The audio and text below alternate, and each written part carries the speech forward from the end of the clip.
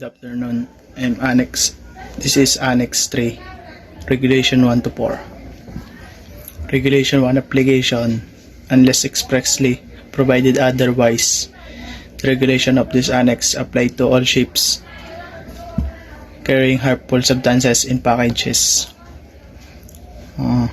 For the purpose of this annex, harmful substances are those substances which are identified as marine pollutants in International Maritime Dangerous Goods Code (IMDG) Code. Guidelines for the identification of harmful substances in package form are given in Appendix to this annex. For those purposes of this annex, package form is defined as forms on containment is specified for harmful substances in the IMDG Code. The carriage of harmful substances is prohibited except according to provision of this annex.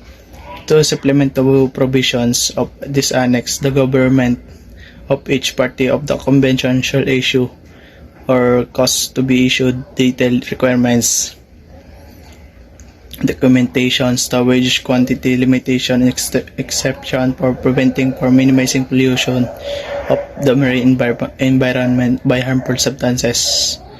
For the purpose of this annex, packages which have been previously carried of harmful substances shall themselves unless precautions. The requirements of this annex do not apply to ships, stores, and equipment. Regulation 2. Packing packages should be adequate to minimize the hazard to the marine environment having regard to their specific contents. Regulation 3. Marking and labeling. Packages containing a harmful substance should be durably marked with the correct technical name. Trade names alone shall not be used. In as is a marine pollutant, such as identification should be supplemented where possible or any other means, for example by use of the relevant United Nations number.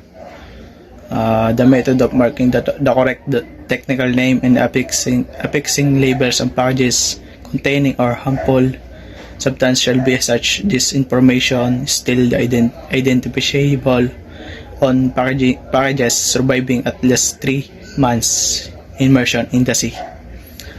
Packages containing small quantities of harmful substances may be exempted from the marking requirements. Refer to specific exemption provided in the IMDG Code. See IMO Sales Publication IE 200A and IE 210A.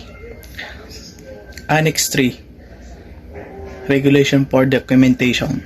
In all documentation relating to the carriage harmful substances are named the correct technical name of such as substances should be used. Trade names and alone shall not be used.